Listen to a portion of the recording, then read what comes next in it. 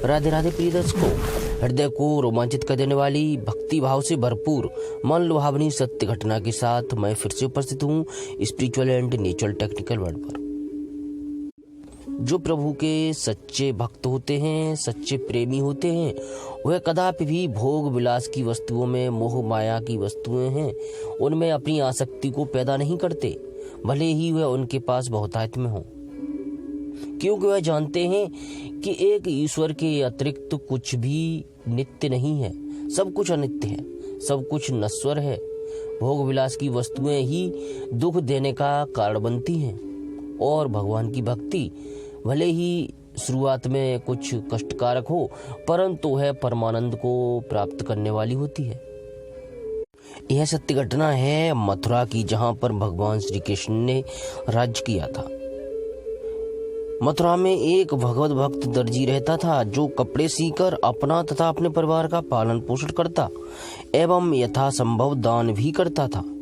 भगवान का स्मरण, पूजन, ध्यान ही उसे सबसे प्रिय था। इसी प्रकार एक दूसरा भक्त सुदामा नाम का एक माली भी मथुरा में ही रहता था। भगवान की पूजा के लिए सुंदर से सुंदर मालाएं, फूलों के गुच्छे वह प्रतिदिन बनाया करता था। दर्जी और माली दोनों ही अपना अपना कार्य करते हुए बराबर भगवान के नाम का जप करते रहते थे और उन श्याम सुंदर के स्वरूप का ही चिंतन करते थे। राम है केवल प्रेम प्यारा, जान लियो जो जानन हारा। भगवान न तो घर छोड़कर वन में जाने से प्रसन्न होते हैं और न तपस्या, उपवास या और किसी प्रकार शरीर को कष्ट देने से। उन सर्वेश्वर को न तो कोई अपनी बुद्धि से संतुष्ट कर सकता है और न विद्या से। बहुत से ग्रंथों को पढ़ लेना या अद्भुत तर्क कर लेना, काव्य तथा अन्य कलाओं की शक्ति अथवा बहुत सा धन परमात्मा को प्रसन्न करने में समर्थ नहीं है। दर्जी और माली दोनों में कोई ऊंची जाति का नहीं था। किसी ने वेद शास्त्र नहीं पढ़े थे, कोई उनमें तर्क करने में भी चतुर नहीं था और न उन लोगों ने कोई बड़ी तपस्या या अनुष्ठान ही किया था। दोनों गृहस्थ थे, दोनों के बाल बच्चे थे, दोनों अपने अपने काम में लगे रहते थे, परंतु एक बात जो दोनों में सर्वनिष्ठ थी, दोनों भगवान के भक्त थे, दोनों धर्मात्मा थे। अपने अपने काम को बड़ी सच्चाई से दोनों करते थे। ईमानदारी से परिश्रम करके जो मिल जाता था, उसी में दोनों को संतोष होता था। झूठ, छल, कपट, चोरी, कठोर वचन, दूसरों की निंदा करना आदि प्रकार के दोषों से वह सर्वथा दूर थे। भगवान पर दोनों का पूर्ण विश्वास था। भगवान को ही दोनों ने अपना सर्वस्व मान रखा था और राम, कृष्ण, गोविंद आदि पवित्र भगवान नाम तो उनकी जिह्वा पर निरंतर नाचा करते थे। भगवान को तो यह निश्चल सरल भक्ति भाव ही प्रसन्न कर पाता है। जब बलराम जी और श्री कृष्णचंद्र अक्रूर जी के साथ मथुरा आए, अक्रूर को घर भेजकर भोजन तथा विश्राम करने के पश्चात दिन के चौथे पहर में वे सखाओं से घिरे हुए मथुरा नगर देखने निकले। कंस के घमंडी धोबी को मारकर श्याम सुंदर ने राजकीय बहुमूल्य वस्त्र छीन लिए। वस्त्रों को स्वयं पहना, बड़े भाई को पहनाया और सखाओं में बांट दिया। वे वस्त्र कुछ राम, श्याम तथा बालकों के नाप से तो बने नहीं थे, अतः ढीले ढाले उनके शरीरों में लग रहे थे। भक्त दर्जी ने यह देखा और दौड़ आया। वह त्रिभुवन सुंदर श्री कृष्णचंद्र हंसते हुए उसके सम्मुख खड़े हो गए, जिनकी एक झांकी के लिए बड़े बड़े योगींद्र मुनींद्र तरसते रहते हैं। वे श्याम सुंदर दर्जी के सम्मुख खड़े थे। महाभाग दर्जी ने उनके वस्त्रों को काट छांट कर सीकर ठीक कर दिया। श्री बलराम जी तथा सभी गोप पालकों के वस्त्र उसने उनके शरीर के अनुरूप बना दिए। प्रसन्न होकर भगवान ने दर्जी से कहा, तुम्हें जो मांगना हो मांगो। दर्जी तो चुपचाप मुख देखता रह गया श्री कृष्ण का। उसने किसी इच्छा से, किसी स्वार्थ से तो यह काम किया नहीं था।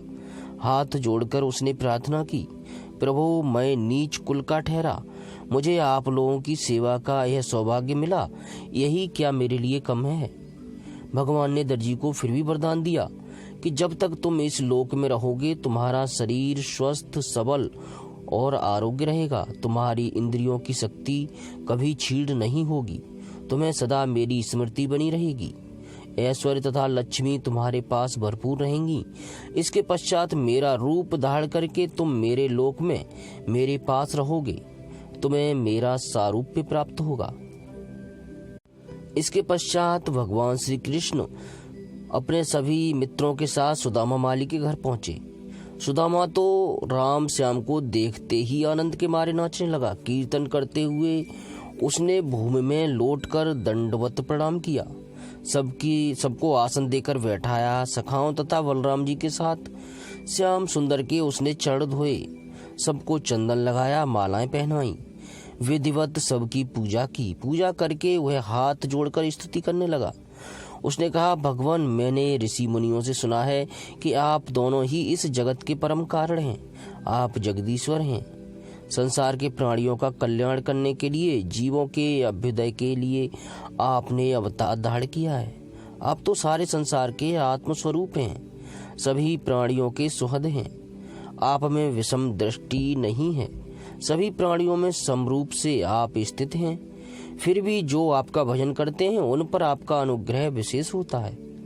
मैं आपका दास हूँ, अतः मुझे कोई सेवा करने की आज्ञा अवश्य करें, क्योंकि आपकी सबसे बड़ी कृपा जीव पर तभी होती है जब आप उसे अपनी सेवा का अधिकार देते हैं। आपकी आज्ञा का पालन करना ही जीव का परम सौभाग्य है। सुदामा ने सखाओं के साथ भगवान की पूजा कर ली थी, उन्हें मालाएं पहनाई थीं। फिर भी उसे प्रसन्न करने के लिए भगवान श्री कृष्ण ने कहा, सुदामा, हम सबको तुम्हारी सुंदर मालाएं और फूलों के गुच्छे चाहिए।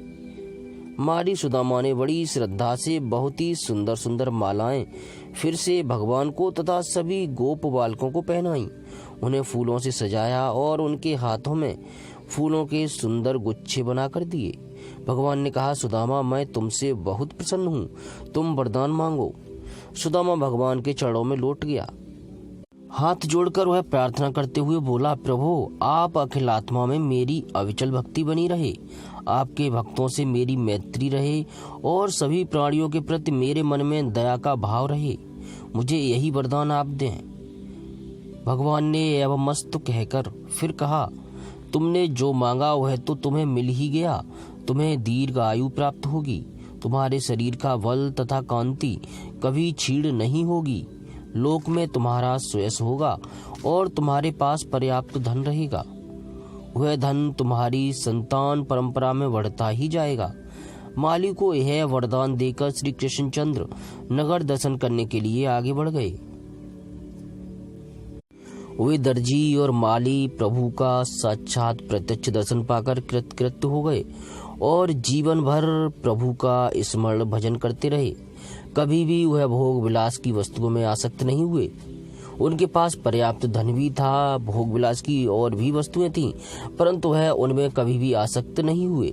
उन्हें सदा सर्वदा प्रभु की दी हुई भेंट समझकर उन्हीं का नाम लेते हुए जिस प्रकार से उन्हें प्रयोग में लाना चाहिए उसी तरह से उन्होंने प्रयोग किया।